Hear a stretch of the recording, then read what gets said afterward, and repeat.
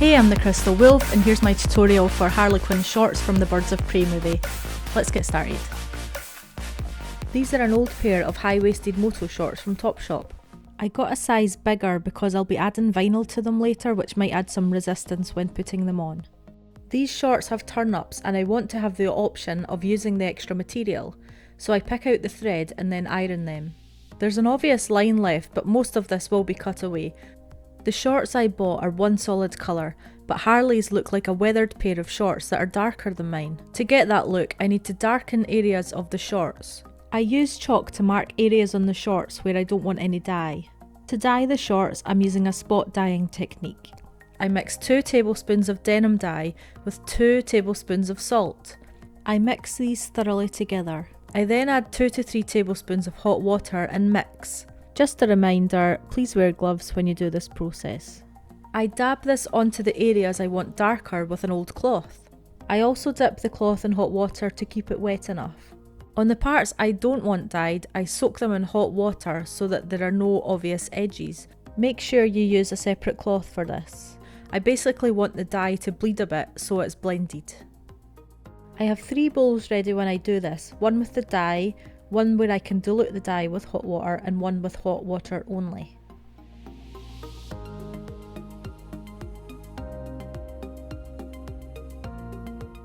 If your shorts already look close to Harley's base shorts, then skip this step. If your shorts are actually darker and you want to weather them and do the opposite of me, it will be worthwhile looking into spraying them with water bleach mix as a way of weathering them. After applying the dye to the shorts, I check it over for any inconsistencies and reapply if necessary.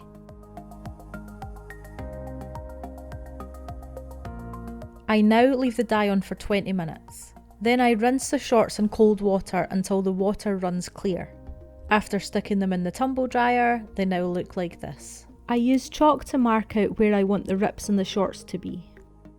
I actually cut my shorts off camera while looking at reference images. They are shorter at the front and longer at the back. To determine an end point for the rips, I'm using fabric scissors to cut horizontal lines. This doesn't need to be neat at all, as it will be eventually frayed and will look worn like in the film. Now to fray your shorts, stick them on a wash and then a dry cycle. Denim has warp threads which run vertically and weft threads which run across. We want to be able to see the weft threads that run across, so to remove the warp threads I use a pair of tweezers. Removing the first few threads is the most difficult part, but persevere and then you'll find they'll come away much easier over time.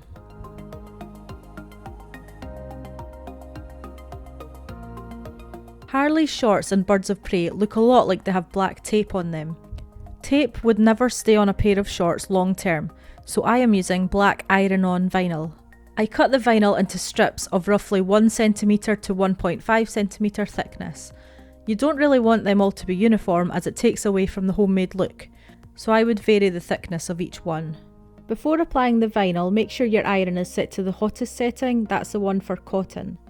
Also make sure there's no water, you don't want any steam for this. Once I've done this, I place them onto the garment, using an image of Harley's shorts as a reference. The glossy side is the protective film, so that needs to be on the top. If you do this the wrong way round, you will find your iron in a bit of a mess. I do the left hand side of the shorts first. There are 4 stripes on the left hand side. A great piece of advice for doing this is to leave all the protective film on until you've finished all the stripes on the front and the back. If your iron was to accidentally brush over some of the vinyl, it will come off and it will stick to your iron. If you do make a mistake with the vinyl, you can remove it with acetone, which is a nail varnish remover. Just obviously test it on an inconspicuous area first. I repeat the process for the right hand side, which has more stripes. Some of them are longer than others, so use a reference photo to see which ones stop before the belt and which ones are longer. I turn the shorts round and do the back. It's the exact same process, however with the pockets in the way you will need to either have one long length and cut it at the join, or use 2 shorter lengths and pay attention to the angle of where they join. After removing the protective film, you can see the black vinyl is very matte looking, and I want the stripes to look like tape. So I use gloss Mod Podge and simply brush it on the top. It makes all the difference.